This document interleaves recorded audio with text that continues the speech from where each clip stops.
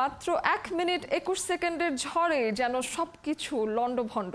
তাই তুফানকে টর্নেডোর সাথেও তুলনা করছেন সাকিব ভক্তরা।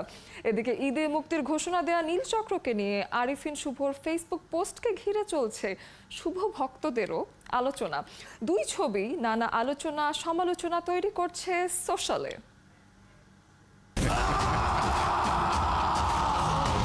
তুফান, খুব ভয় পাইছি রে। ভয় পাইছি রে। তুফানের টিজারে অভিনেতা চঞ্চল চৌধুরীর এই সংলাপই এখন টর্নেডোর গতিতে ছড়িয়ে পড়েছে সামাজিক যোগাযোগ মাধ্যমে।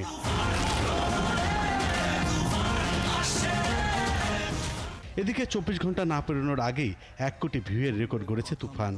সিনেমাটা দেখার জন্য সারা বাংলাদেশের মানুষ, শুধু বাংলাদেশের মানুষই না, আপনি দেখবেন যে Paschimbangla, Bangladesh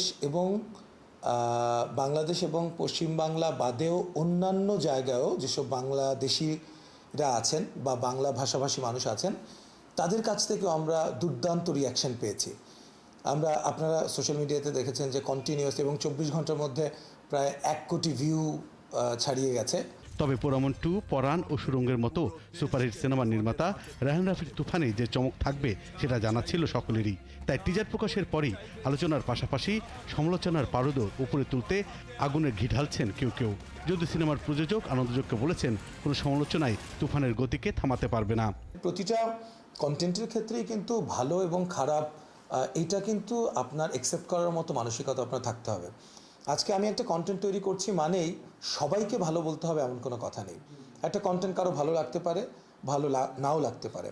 Oscar nominated film, বহু ফিল্ম অনেকের ভালো লাগেনি, তাই বলে আমি তো বলতে পারবো না যে এই সিনেমাটা কেন তার ভালো লাগলো না বা কিছু।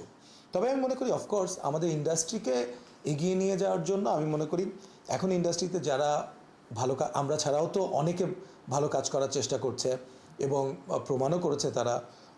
সো আমি তো মনে করি সবাই একসাথে ইন্ডাস্ট্রিটাকে বড় করাটা জরুরি। এখানে কিন্তু একটা হেলদি কম্পিটিশনটা খুব প্রয়োজন হয়ে গেছে এখন। এদিকে গতকাল রাতে সমালোচকদের খাতা থেকে নাম কাটিয়ে তুফানের জন্য শুভকামনা জানিয়েছেন প্রিয়তমা ও রাজকুমারের প্রযোজক আরশাদ আদনান। তুফানের প্রযোজকের সাথে ছবিও পোস্ট করেছেন। আর তখন থেকেই সমালোচনার পারদ কমতে শুরু করেছে তুফানের। আমি বাঙালি, আমি মানুষ, আমি মুসলমান, একবার মরে 2 বার মরে না। এদিকে মুজিব একটি জাতির উপকারের আলোচনার রেশ কাটতে না কাটতেই নীলকণ্ঠ নিয়ে আলোচনায় অভিনেতা আরিফিন শুভ।